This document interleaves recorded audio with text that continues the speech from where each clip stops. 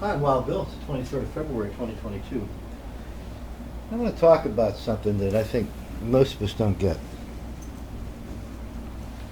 Maybe I do get it.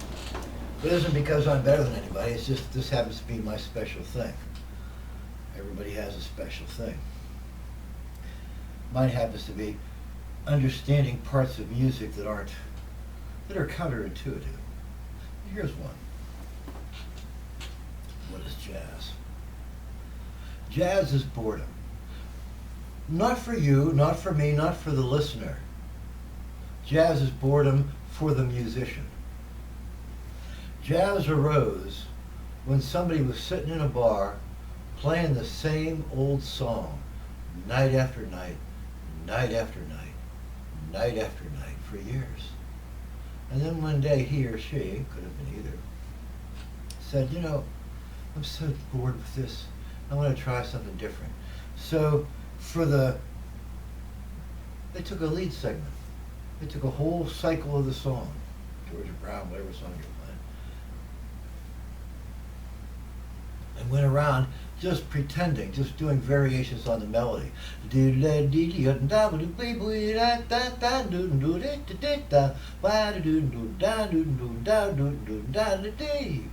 what I mean? It's pretty much the melody, but you're so bored you want to do something. And so you do that instead. That lead segment became incredibly important because today we still honor it as if it really happens, and it very seldom does. Most of the people that do live lead segments aren't really that good. And we hold up their one great performance and say, oh, this guy's fantastic. No, he's not. So some guy had a good day. Even I have good days. So do you. That's not what jazz is. Jazz is being so familiar with a song that you are bored to tears when you have to play it over and over again every night. You no longer feel it. So now you want to play with it. You play with it by varying the melody. You play with it by varying the way you play the chords behind it. You vary it in every way you possibly can to keep it interesting to you. Maybe to keep it challenging for you. What if I go, ow, I hope they didn't notice. That's what jazz is. Jazz isn't, oh, I wrote all these chords down that nobody can play, and now we're going to try to play it. It's not what jazz is. Listen to one of the archetypal modern jazz pieces, literally a bebop piece. It's called Night in Tunisia, Dizzy Gillespie. Some of the rhythmic variations in the intro are just wonderful, but once you get the hang of them, a band could do it. So it's not above anybody. It's just very nice. Once it goes to the melody, very simple, and the chord structure is very simple. The kind of song you get easily bored with, the kind of song that after you play it 100, 200 times, you're desperate for some variation. And doggone it, that's what it's for. Dizzy wrote that song not to make it complex harmonically, not even to make it complex rhythmically, though he performs it that way, because he's working with some of the greats, but because he wanted a song that he could show his maximum ability. That this song is his canvas for painting Dizzy Gillespie as an eclectic musician upon. And it does. Go listen to it. Go Feet, Dizzy and Charlie, Night in Tunisia. You'll get it. But it's not a complex tune. As a matter of fact, da da da da ba ba ba ba da ba ba ba da da da da ba da ba ba da ba. That's the same change as the bridge for Leave It to Beaver. Da da da da da da da da da da da da da da. The same darn chords. That's what I'm trying to explain here. It's not some kind of super music. It's not some kind of music that you can't learn unless you're lazy. No, it is mastery of your instrument, your form, and your repertoire, to the point where you are so bored with playing them same darn songs that often you didn't write, so you don't feel them, so many times that you were bored with them, and you are forced upon it by desperation to vary those songs, to vary the melody, to vary the chording structure, sometimes to vary the rhythm. And you challenge yourself by doing it, and you keep yourself awake, and you challenge whatever mates you've got in your band or your pickup group or whatever you're doing. You challenge everybody, and they stay awake, and people start having this thing called fun again. Not the audience, and they may, because one thing an audience can do is it can pick up your mood. If it's in an appropriate state, a receptive state, it can pick up your mood. And so a great entertainer can be a person who conveys his mood to the audience. Now we're all having fun. And one way to convey that mood is to have fun on stage. And you have fun on stage by doing what? Jumping up and down? Joe Walsh does that. Yeah, great, okay. It's not much in the way of music, but certainly entertaining. No, you practice that song at home, play the whole song through, over and over again. And then you realize at one point that you were bored to tears with that song. But you're now an expert. Kind of like lovemaking, you know? By the time you get really, really good at lovemaking, you're kind of like going, yeah, okay, no, it's just the same old thing. Which is why some people go for variety, variation. Whatever they do that challenges them, that gets them interested again. And that's what jazz is. Jazz isn't a style of writing.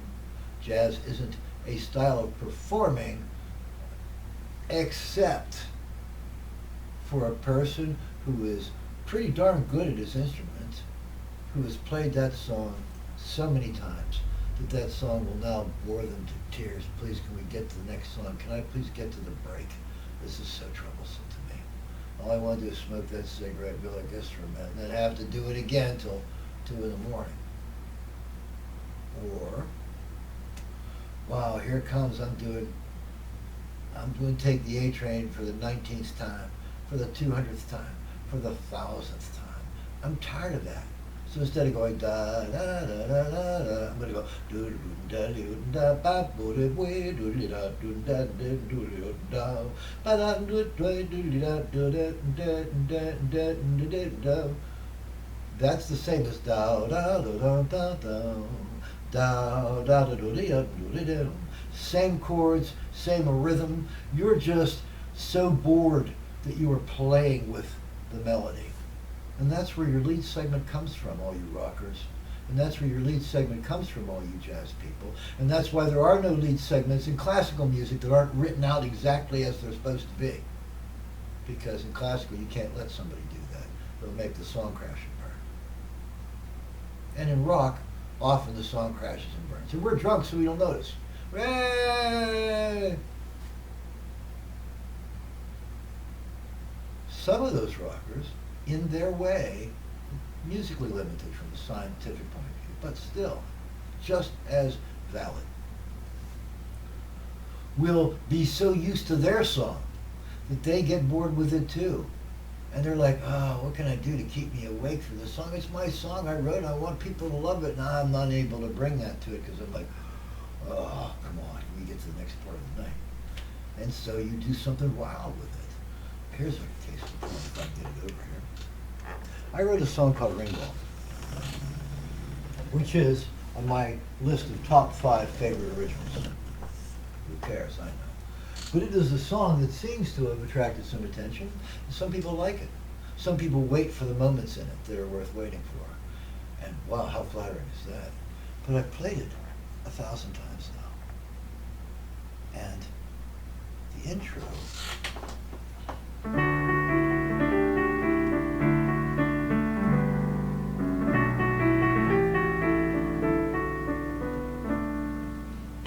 that's the intro for each verse. But I've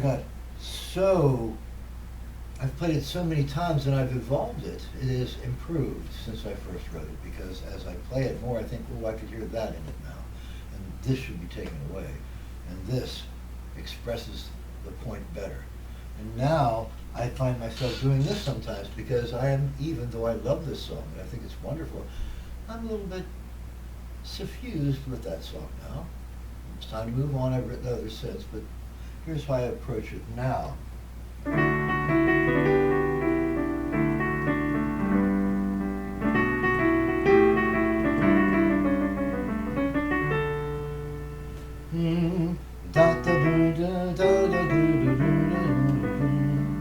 All I'm doing is varying the way, the syncopation, the way that the notes I play go with the 1, 2, 3, 4, the rhythm.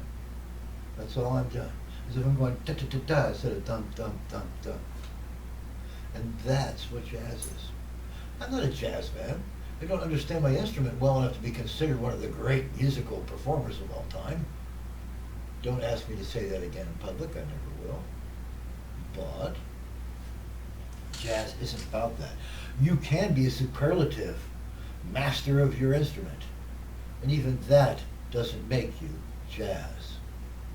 You're not jazz until you are so bored with that song that you decide to take it and make it your own.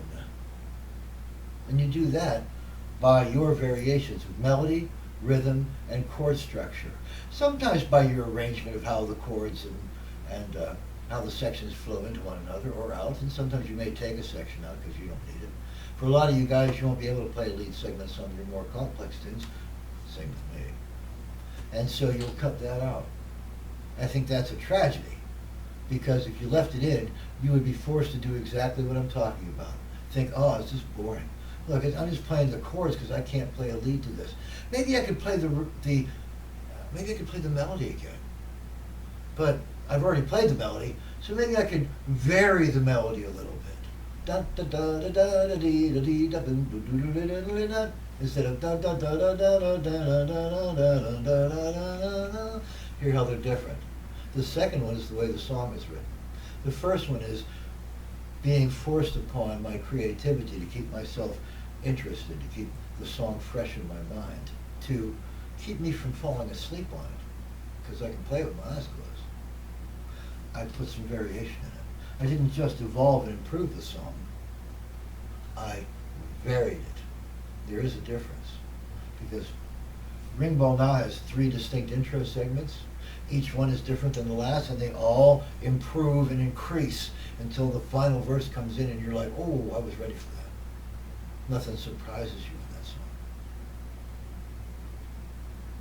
And if you're the artist, or if, in this case, you're the performer, you will, after a while, be like, okay, well, I've done that, now what? And unfortunately, you're still in the song. Now what are you going to do? You look for the melody, and you do subtle variations on the melody, variations on the theme, and that's what improvisation is all about. That's what a lead segment is supposed to be. Not just any old lick you cram into cram 4 pounds of licks into a 3-pound bag. That isn't what it's about. It's about being bored, and so that it doesn't communicate itself to the audience, you challenge yourself to keep yourself awake and aware. And the audience goes, oh, he's enjoying this on some level. Oh, and if they're in a receptive state, now you got the audience enjoying it too. And that is your job as an entertainer. Well done. That's how easy it is, guys. Just play your song over and over again, and many of you have, until you're bored with it. And don't stop there. Now teach yourself how to play the melody, so that when you get to a lead segment, or if you include a lead segment, you can play the lead, and it sounds really cool. People start saying, oh, you're a jazz musician. You're like, no, I just know how to play the lead for my song, and then because I'm bored with it, I play a little variation here and there. Doggone, now you are a jazz musician. That's my message today. There are no barriers against you, except your own trepidation. Look it up, it's a good word. Well done.